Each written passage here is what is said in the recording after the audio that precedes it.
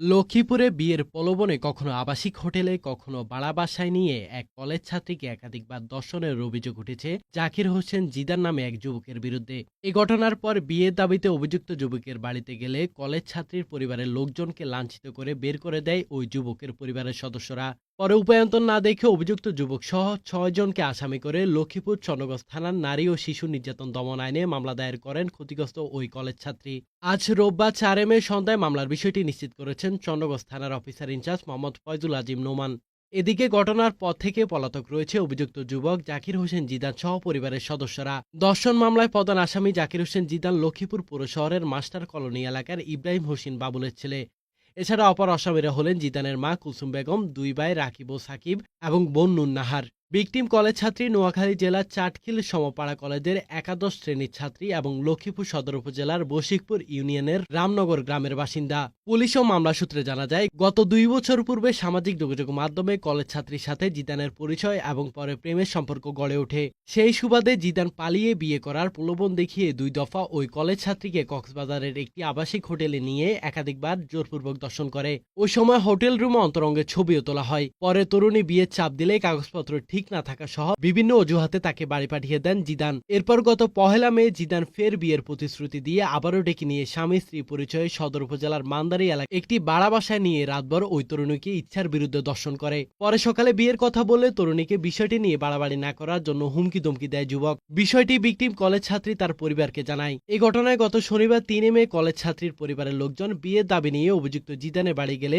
জিদানের পরিবারের লোকজন প্রথমে অর্থের বিনিময়ে বিষয়টি দামাচাপা দেওয়ার চেষ্টা করে। এতে রাজি না হওয়ায় প্রাণ হত্যার হুমকি দিয়ে লাঞ্ছিত করে বের করে দেয় কলেজ ছাত্রী ও তার পরিবারের সদস্যদের। কলেজ ছাত্রীর বড় বোন নাজমুন নাহার অভিযোগ করে বলেন, সরলতার সুযোগ নিয়ে জিদান ৮ মাসে আমার ছোট বোনকে কয়েক দফায় ধর্ষণ করেছে। বিয়ের কথা বললেই হুমকি দেয়। তার পরিবারের লোকজনও ঘটনার সাথে জড়িত। এই ঘটনার সুষ্ঠু বিচার দাবি করেন তিনি। কিন্তু আমরা এই মেয়েকে কখনো মেনে নিব না। এই মেয়ে খারাপ, এই মেয়ে লুচ্চা, এই মেয়ের জায়গা জায়গা কেন যায়? আমাকে আপনার ছেলে ডাকি নিয়ে যা, ফোন করে নিয়ে যা। ২ দিন আগে রেস্টুরেন্টে খাইয়া আসছে। কক্সবাজার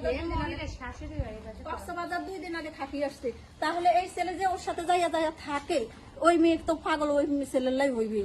ওই মেয়ে কি এমনি পাগল হয়েছে ওনাদের জন্য? আমার বোনরে আমরা যথেষ্ট পরিমাণে মানেছি। ২০ কেজি ৩ মাস আগে জাকির ভাই বলছে যে আপনারা কোনো মামলায় যাইয়েন না, আমরা এটা সমাধানের মধ্যে যাই, এ কথা বলছে। এদিকে অভিযোগের বিষয়ে মোবাইল ফোনে জাকির হোসেন জিদান জানায়, আমার পূর্ব একাধিক ছেলের সাথে ওই তরুণীর সম্পর্ক রয়েছে। আমার সাথেও সম্পর্ক ছিল, তবে তার সম্মতিতেই কক্সবাজার ঘুরতে নিয়ে যাওয়া হয়েছে। তবে ধর্ষণের বিষয়টি সঠিক নয় বলে দাবি করেন তিনি। তার সাথে আমার সাথে সম্পর্ক ছিল, ঠিক আছে, আমি মানি। ধর্ষণের অভিযোগটা সম্পূর্ণ আমার বিরুদ্ধে বানানো। এরপরে যাই হচ্ছে যে ভিত্তিহীন। তার সাথে আমার সাথে ছবি রিলেশন অবস্থায় রিলেশন করলে ছবি উঠে, তবে সে আমার সাথে কক্সবাজার গেছে, এটা আমি 100% মানি। তবে সে আমাদের বিরুদ্ধে যে অভিযোগটা উঠাইছে, সে ধর্ষণ, আমি তাকে ধর্ষণ করছি জোরপূর্বক, এটা সম্পূর্ণ ভিত্তিহীন। চন্দ্রগঞ্জ থানার ভারপ্রাপ্ত কর্মকর্তা ওসি মোহাম্মদ ফয়জুল আজিম বলেন, এই ঘটনায় ভিকটিম বাদী হয়ে মামলা দায়ের করেছেন। প্রাথমিকভাবে ঘটনার সত্যতা পাওয়া গেছে। এই মামলায় আসামিদের গ্রেপ্তারে পুলিশি অভিযান অব্যাহত রয়েছে।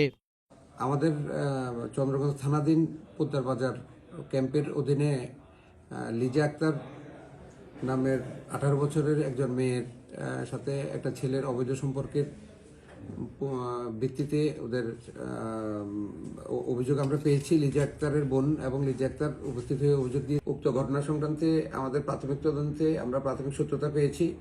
আমাদের ঊর্ধ্বতন কর্তৃপক্ষের পুলিশ সুপার মহোদয় এবং সার্কেল স্যারের নির্দেশনা মোতাবেক আমরা উক্ত মামলা গ্রহণ করে মামলার কার্যক্রম চলমান।